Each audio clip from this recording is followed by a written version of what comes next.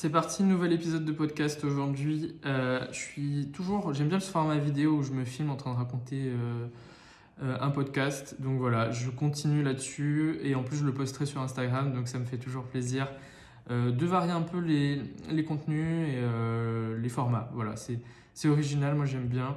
Et aujourd'hui, j'aimerais te parler du fait de clarifier ton positionnement. C'est quelque chose qui est super important d'avoir un positionnement très clair et de savoir ce que tu veux proposer, puisque sans un bon positionnement, eh ben, souvent ce qui se passe, c'est que tout le tunnel de vente et d'acquisition client derrière est très mauvais, parce que en fait, tes fondations sont pas solides, tes bases sont pas solides, j'aime bien toujours dire ça, et c'est vrai, il faut avoir des fondations ultra solides.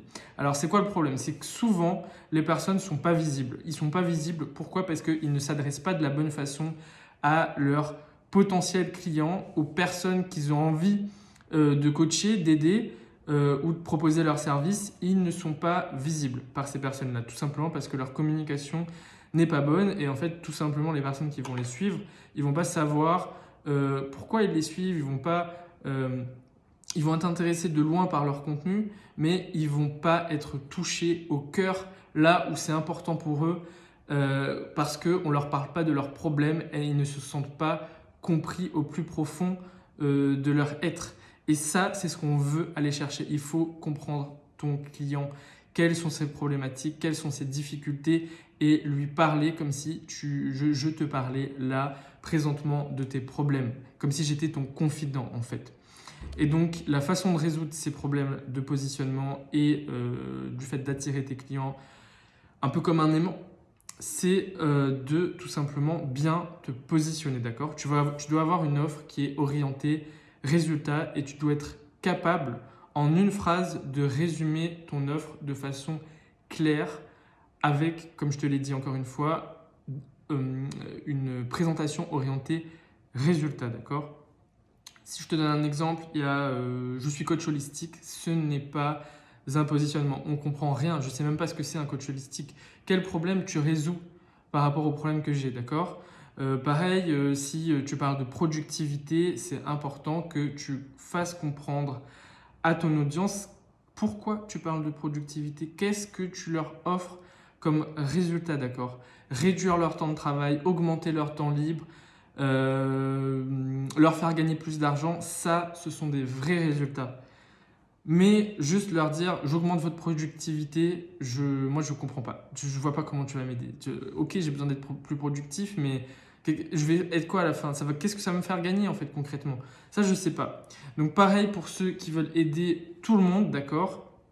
Par exemple, à être plus motivé, qui parlent de motivation, etc.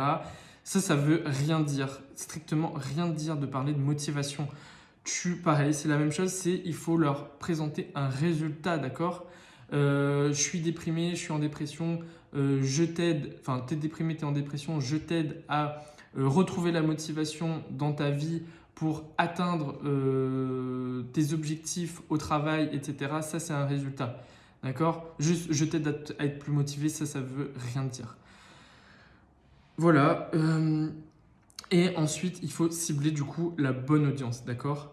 Ça, c'est aussi très important, c'est cibler la bonne audience. Parce que si tu veux aider les gens à être plus motivés, mais que tu vas cibler des personnes qui n'ont pas d'argent, ça va être compliqué déjà, puisque ils ne vont pas vouloir te payer, ils n'auront pas les moyens de te payer. Si tu cibles les étudiants, par exemple, à être plus motivés, c'est compliqué. C'est compliqué de cibler des étudiants juste à être motivés au quotidien. Ça veut rien dire comme type de positionnement, d'accord? Il faut vraiment que tu aies quelque chose qui est orienté résultat avec vraiment une transformation. Il faut vendre une transformation. Tu incarnes ton produit, donc il faut que tu sois clair sur ton positionnement et il faut que les gens qui achètent avec toi savent qu'est-ce qu'ils vont acheter à la fin, qu'est-ce qu'ils vont avoir comme résultat à la fin. D'accord? Et ça, c'est pour ça que je te dis, il faut commencer par les bases, d'accord? Avant de commencer à essayer de faire des trucs un peu trop complexes, du marketing, des publicités, etc. Franchement, tu n'as pas besoin de ça au début. Tu as juste besoin d'avoir un positionnement clair, de parler à ton audience via tes contenus et d'aller discuter avec eux pour leur vendre en fait une transformation. Et donc ça, c'est les bases. Et souvent, c'est difficile. Enfin, on a du mal, on a envie de s'éparpiller un peu au début parce que c'est le syndrome de l'objet brillant, on a envie de tester plein de trucs. Mais non, faut juste que tu restes concentré sur les bases. C'est un peu comme dans Karate Kid où son maître lui dit de répéter, de couper des rondins de bois pendant des heures et des heures. Il comprend pas, il est là en mode mais what the fuck, qu'est-ce que tu me fais faire Moi je veux apprendre à me battre. Non, tu coupes ton rondin de bois encore et encore parce que je veux que tu apprennes la discipline. Sans discipline, tu ne sauras pas te battre correctement. Et c'est pareil, c'est la même chose ici, c'est la loi de Pareto. C'est 20% des bases qui vont te rapporter 80% de ton résultat. Donc si je résume, qu'est-ce qu'on a? On va avoir ton positionnement, avoir un positionnement extrêmement clair, d'accord?